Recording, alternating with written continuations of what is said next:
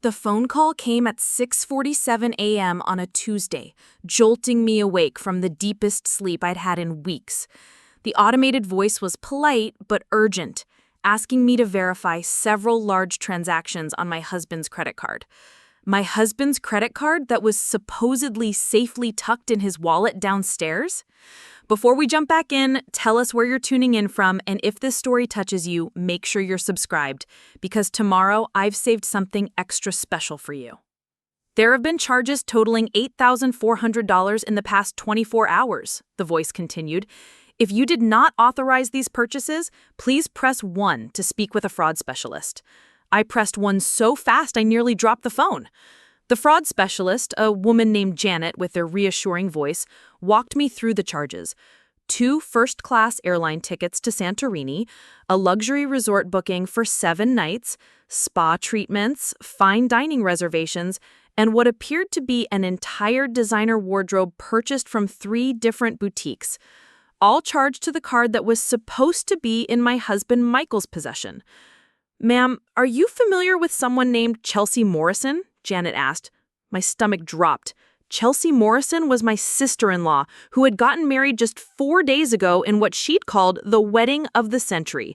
She'd married her boyfriend of 2 years, Tony, in an elaborate ceremony that cost more than most people's yearly salary.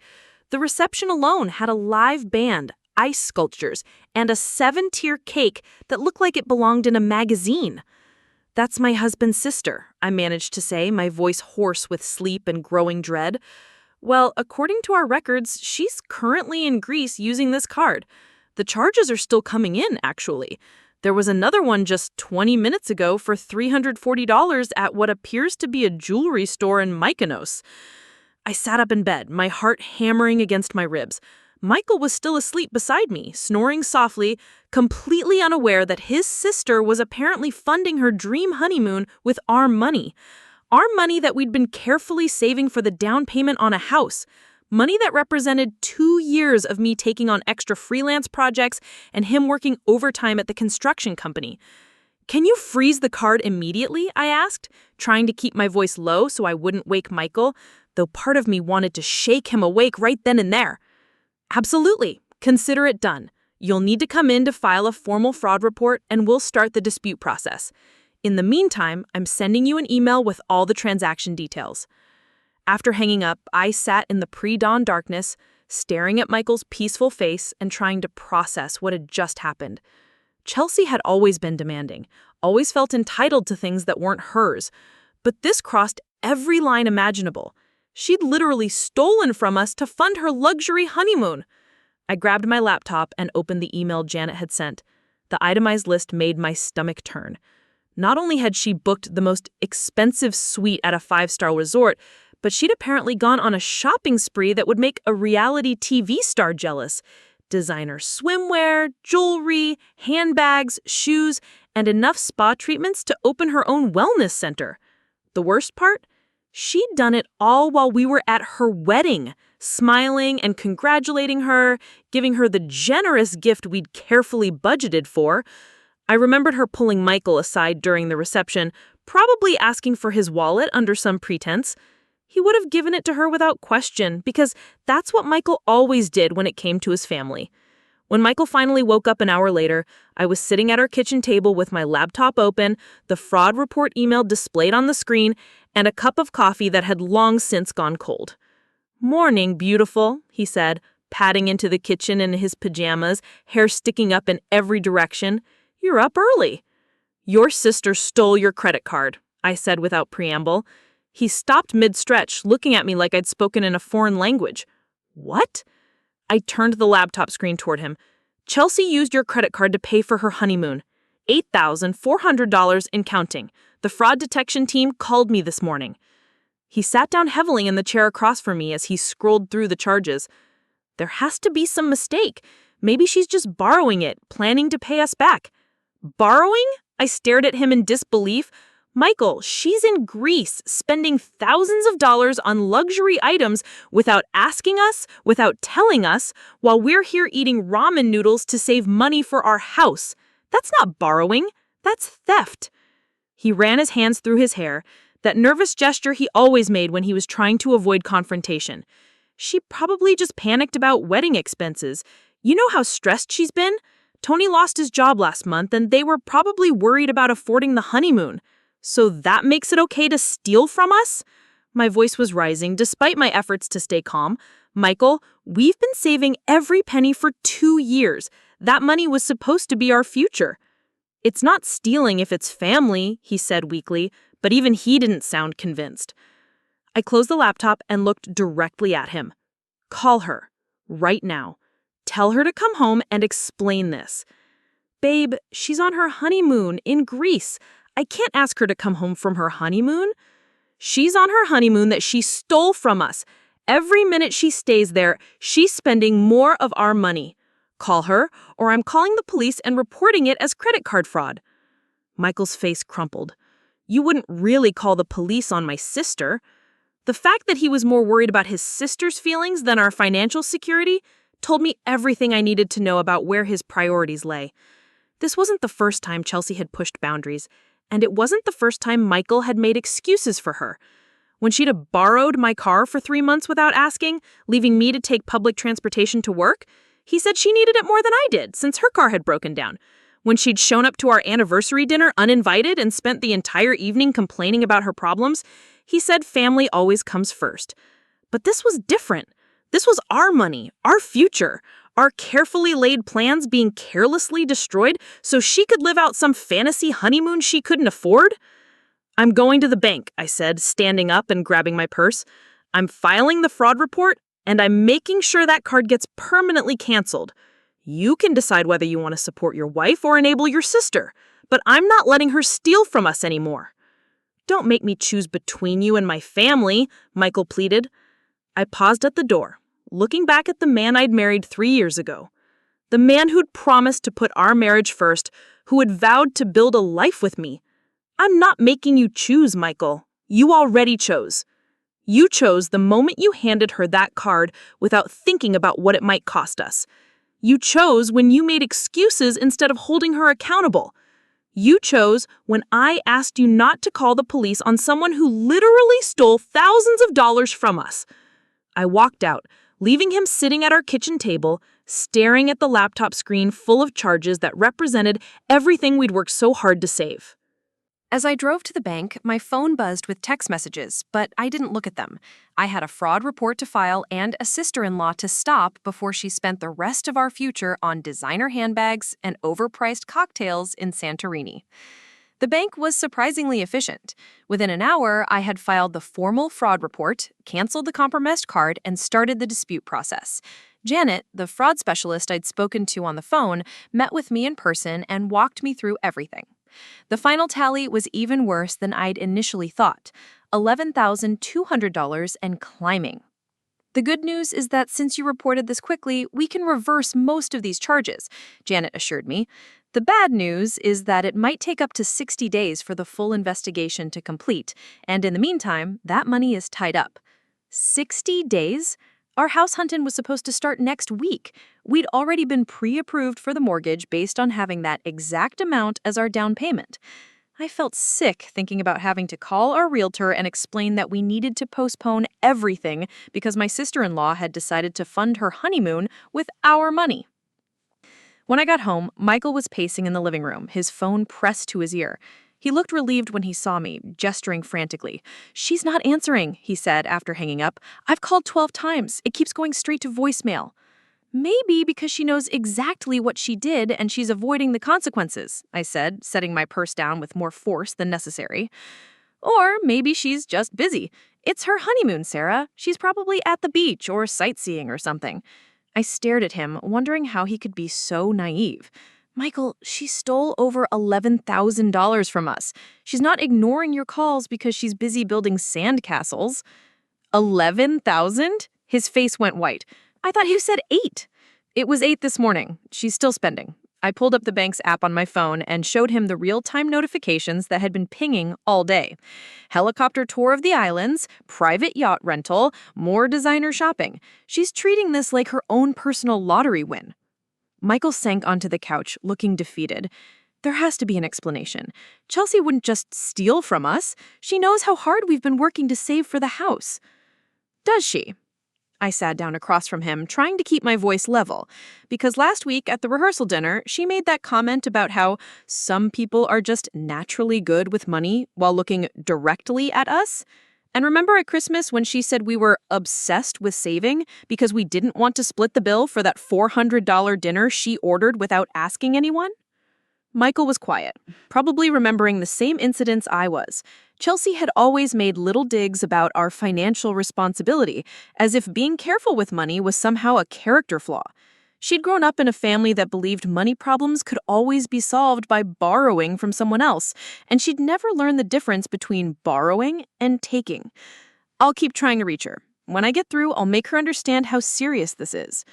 And then what? She says sorry and promises to pay us back someday? Michael, she's married to someone who doesn't have a job. She works part-time at a boutique. How exactly is she going to pay back $11,000?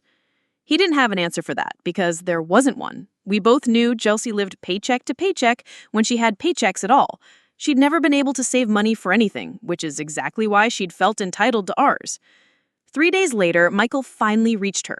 I could hear her voice through the phone from across the room, high-pitched and defensive. The conversation lasted 20 minutes, and I watched Michael's face go through a range of emotions: hope, confusion, anger, and finally, resignation. What did she say? I asked when he hung up.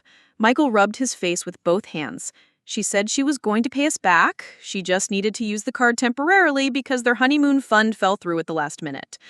Their honeymoon fund fell through because they never had one, I said. What else? She got upset when I told her about the fraud report, said it was embarrassing and that we should have just called her first instead of involving the bank. I felt my blood pressure spike. She's embarrassed? She stole from us and she's embarrassed? She also said, Michael hesitated, looking like he'd rather eat glass than continue. She said you were being dramatic and that families should support each other during important times. Family should support each other, I repeated slowly. Did you tell her that family members don't steal from each other? I tried to explain how this affected our house plans, but she said there are always other houses and that her honeymoon was a once-in-a-lifetime experience. I stood up, needing to move before I said something I couldn't take back. Chelsea had always been selfish, but this level of entitlement was breathtaking. She'd stolen our future and then had the audacity to call me dramatic for being upset about it. There's more, Michael said quietly. Tony got on the phone at one point. He said they'd already spent most of the money and that we shouldn't have been so careless with our credit card information if we didn't want people to use it. Careless? My voice came out as a strangled whisper. We were careless? Sarah, I know this sounds bad, but maybe they have a point. I mean, I did give Chelsea my wallet at the wedding when she said she needed to pay the band leader for an extra song. Maybe I should have been more careful. I turned to stare at my husband, this man that I had shared a bed with for 3 years, who was now suggesting that we were somehow at fault for being trusting of his sister not to commit credit card fraud. Michael, listen to yourself. You're blaming us for being victims of theft. She didn't accidentally use the wrong card. She deliberately took yours, memorized the information, and then spent our money on luxury items she knew she couldn't afford. Preparing and narrating this story took us a lot of time, so if you are enjoying it, subscribe to our channel. It means a lot to us. Now back to the story. The words came out harsher than I intended, but I was past the point of softening the truth. This isn't the first time Chelsea has taken something that didn't belong to her. Remember when she borrowed my grandmother's necklace for 6 months? Or when she used our Netflix password and then changed it so we couldn't access our own account? Or when she took food from our refrigerator every time she came over without asking? Michael's face flushed. Those were small things. This is an $11,000 thing, Michael. This is our future, our home, our financial security. And instead of being outraged that your sister stole from us, you're making excuses for her and suggesting we should have seen it coming. My phone buzzed with a text message. It was from Chelsea, sent to both Michael and me. The message was a photo of her and Tony on what looked like a private beach, drinks in hand, both of them grinning at the camera. The caption read, "Honeymoon of a lifetime. Thanks for making this magical week possible. Love you both." I showed Michael the text, watching his face as he realized his sister wasn't sorry, wasn't planning to cut the trip short, wasn't even acknowledging that she'd done anything wrong. She was thanking us for funding her dream vacation as if we'd volunteered our life savings. "She thinks we gave her permission," I said quietly. "She actually thinks we're okay with this." Michael stared at the photo, and for the first time since this whole nightmare started, I saw real anger cross his face. Not the mild frustration he'd been showing, but genuine anger at being manipulated and used. "I'm calling her back," he said, reaching for his phone. "Don't bother! She's made her position clear. The question now is what you're going to do about it." "What do you mean?" I took a deep breath, knowing that what I was about to say would change everything between us. "I mean, you need to decide whether you're going to stand up to your sister for the first time in your life, or whether you're going to keep making excuses while she destroys our marriage one theft at a time." That's when my phone rang again. It was Janet from the bank, and her tone was different this time, more serious. "Mrs. Chen, I need you to come in immediately. We've discovered something else about your case that requires immediate attention." Janet was waiting for me in her office with a detective from the Financial Crimes Unit and a folder thick with documents. The detective, a middle-aged woman named Detective Martinez, stood up when I entered and extended her hand with a grim expression. "Mrs. Chen, thank you for coming in so quickly. We've uncovered some information about your sister-in-law that changes the scope of this investigation significantly." I sat down, my heart already racing. "What kind of information?" Detective Martinez opened the folder and spread several documents across the desk. "Chelsea Morrison has been flagged by our fraud detection system multiple times over the past 18 months. She's currently under investigation for similar incidents involving 3 other family members and 2 former employers." The room felt like it was spinning. Other family members? Her aunt in Portland reported unauthorized use of her credit card last year. Nearly $6,000 charged to what appeared to be a vacation rental and shopping spree. Chelsea claimed it was a misunderstanding and promised to pay it back. The aunt dropped the charges when Chelsea made one payment of $200. Janet picked up another document. There's also her former mother-in-law from her first marriage. $8,000 in fraudulent charges for what looked like moving expenses and furniture purchases. Same pattern. Promises to pay it back. One small payment, then nothing. Her first marriage? I stared at them in confusion. Chelsea told us Tony was her first husband. Detective Martinez and Janet exchanged glances. "Mrs. Chen, Chelsea was married for 2 years to a man named David Torres. The marriage ended when she was caught using her elderly grandmother's debit card to pay her credit card bills. The grandmother had dementia and had given Chelsea access to help with grocery shopping." I felt sick.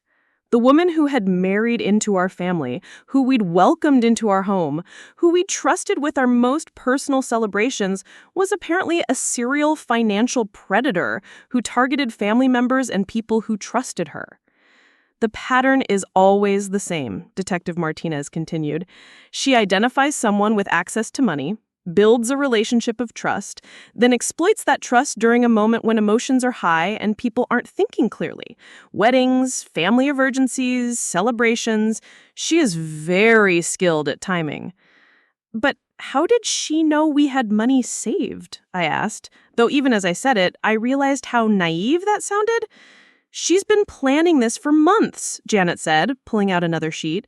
"We tracked her search history on the computer at the boutique where she works part-time. She researched luxury resorts in Greece, looked up average down payment amounts for houses in your neighborhood, and even searched for information about bank fraud reporting timelines." The betrayal cut deeper than I'd imagined possible. Chelsea hadn't made an impulsive decision during the wedding chaos. She had methodically planned to steal our money, researched exactly how much she could take and how long she'd have before getting caught, and then executed her plan while smiling in our faces at her wedding. "There's more," Detective Martinez said gently. Tony Morrison, her new husband, has a criminal record for identity theft and check fraud. We believe he may have coached her on how to avoid detection and maximize the amount she could steal before the card was frozen. I sat there processing this information, thinking about every interaction I'd had with Chelsea over the past year. The way she'd always asked detailed questions about our house hunting timeline, how she had commented on our impressive savings discipline, the time she had offered to help me organize my financial documents and had spent an hour looking through our bank statements under the guise of helping me set up a budgeting system. What happens now? I asked, though even as I said it, I realized how naive that sounded. Now we arrest them, Detective Martinez said simply. The Greek authorities have been notified, and they'll be detained when they try to leave the country. Credit card fraud across state lines is a federal offense, especially when there's evidence of premeditation and multiple victims. But they're on their honeymoon, I said automatically, then immediately felt foolish for still thinking about Chelsea's feelings after everything I'd learned. Their honeymoon that they funded by stealing from you and at least 4 other people, Detective Martinez reminded me. Mrs. Chen, your quick reporting and willingness to press charges may have prevented them from victimizing more families. People like this don't stop until they're forced to stop. When I got home, Michael was sitting at the kitchen table with his laptop open, staring at what looked like social media posts. He looked up when I walked in, his face pale and drawn. "How did it go at the bank?" he asked, but his voice sounded hollow. I sat down across from him and told him everything. About the other victims, about Chelsea's first marriage, about the months of planning, about Tony's criminal background. With each revelation, Michael seemed to shrink further into himself. "I've been looking at her Instagram," he said when I finished, turning the laptop toward me. "All these posts from Greece, all these expensive restaurants and activities. She's been tagging everything with hashtags like blessed, dream honeymoon, and family love." The posts were nauseating. Picture after picture of Chelsea and Tony living it up on our stolen money with captions about gratitude and new beginnings. In one photo, she was wearing what looked like a $1,000 dress, holding champagne that probably cost more than our weekly grocery budget. "She posted this one an hour ago," Michael said, clicking on the most recent photo. It showed Chelsea and Tony at what appeared to be an exclusive restaurant with a caption that read, "So grateful for family who support our dreams. Some people understand that love means sacrifice." "She's talking about us," I said, staring at the screen. "She thinks we're the ones who should sacrifice for her dreams." Michael closed the laptop and looked at me with eyes that seemed years older than they had that morning. "Sarah, I owe you an apology. A huge one. I've been making excuses for Chelsea my whole life, and I almost let her destroy our future because I was too scared to admit what she really is." "What is she, Michael?" He was quiet for a long moment. "A criminal. My sister is a criminal who targets the people who love her, and I've been enabling her by making excuses and cleaning up her messes for 28 years. The next few days moved quickly. Chelsea and Tony were arrested at their hotel in Santorini and charged with multiple counts of credit card fraud, identity theft, and wire fraud. The Greek authorities seized their remaining stolen goods, including several $1,000s worth of designer items they hadn't even worn yet. Michael's parents called, demanding that we drop the charges and handle it as a family matter. When Michael told them about the other victims and the evidence of premeditation, his mother accused me of turning her son against his sister. His father suggested we were being vindictive and unforgiving. "You know what?" Michael said during that phone call, his voice stronger than I'd heard it in years. "Sarah didn't turn me against Chelsea. Chelsea did that herself when she decided to steal from us. And if supporting my wife and protecting our future makes me a bad brother, then I guess I'm a bad brother." He hung up on them, then looked at me with a mixture of sadness and relief. "I think I need to go to therapy. I've been so afraid of conflict with my family that I've been letting them walk all over both of us. That stops now." The money was returned to our account within 3 weeks, minus the amount Chelsea and Tony had already spent on non-refundable items. We lost about $2,000 total, but we got our house fund back and our marriage felt stronger than it had in years. Chelsea was sentenced to 18 months in federal prison and 5 years probation.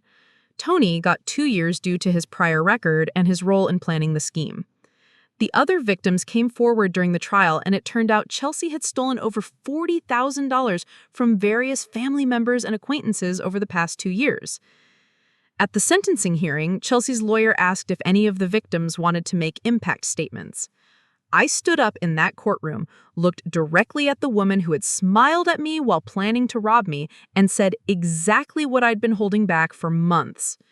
Chelsea Morrison didn't just steal our money, she stole our trust, our peace of mind, and our faith in family relationships. She calculated exactly how much she could take from us and planned every detail while pretending to care about our lives.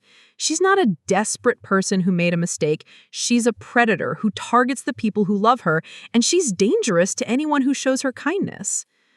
The judge sentenced her to the maximum allowable time. We bought our house 6 months later, a beautiful 3-bedroom with a garden and a mortgage we could easily afford. Michael kept going to therapy and learned to set boundaries with his family. His parents eventually came around when they realized he wasn't backing down, though they still insist Chelsea just made some bad choices, and we should consider forgiveness. I forgave Chelsea in the sense that I don't carry anger about what she did. But forgiveness doesn't mean trust, and trust doesn't mean access. She'll be out of prison in 12 months, and when she is, she won't have our phone numbers, our address, or any pathway back into our lives. Sometimes people show you exactly who they are through their actions, and the wisest thing you can do is believe them the first time. Chelsea showed me she was someone who would smile in my face while planning to steal my future, and that's not someone I need in my life, family or not. The funny thing is our marriage is better now than it's ever been. Michael learned to put our relationship first, and I learned that standing up for myself doesn't make me the villain. We're partners now in a way we never were before, and that's worth more than any amount of money Chelsea could have stolen. Thanks for watching, and remember, family isn't always about blood. Sometimes the best family is the one you choose to build with someone who truly has your back. 3 years have passed since that morning phone call changed everything. I'm sitting in our backyard now watching Michael plant tomatoes in the garden we designed together in the house we bought with money that almost got stolen for a criminal's vacation. The other day, I ran into someone who knew Chelsea before her arrest. They asked if I ever felt guilty about ruining her life by pressing charges. The question didn't anger me like it might have once. Instead, I felt sorry for anyone who still didn't understand the difference between consequences and punishment. Chelsea didn't go to prison because I reported her crimes. She went to prison because she committed crimes. The other victims who came forward during her trial taught me something important. When someone shows you they're willing to hurt you, they've probably already hurt others. My decision to seek justice wasn't just about protecting our future, it was about protecting other innocent families from becoming her next targets. Michael's relationship with his parents improved once they realized we weren't going to change our minds about maintaining boundaries. They still send Christmas cards and call on birthdays, but they've learned not to bring up Chelsea or suggest family reunions. It took time, but they eventually understood that loving someone doesn't mean tolerating their harmful behavior. Last month, we got a letter forwarded through the prison system. Chelsea had apparently found religion and wanted to apologize for the pain she had caused. The letter was full of promises about becoming a better person and hopes that we could rebuild our relationship when she was released. I read it once and threw it away. Real change isn't demonstrated through letters from prison, it's demonstrated through years of consistent behavior, accountability, and respect for the boundaries of people you've hurt. Maybe Chelsea has genuinely changed, but that's between her and her future victims to discover. The house we bought is everything we dreamed it would be. Our mortgage is reasonable, our savings account is growing again, and most importantly, we're partners who trust each other to prioritize our marriage above all other relationships. Michael learned that loyalty to family doesn't mean enabling their worst behaviors, and I learned that standing up for myself isn't selfish, it's necessary. Up next, you've got 2 more standout stories right on your screen. If this one hit the mark, you won't want to pass these up. Just click and check them out.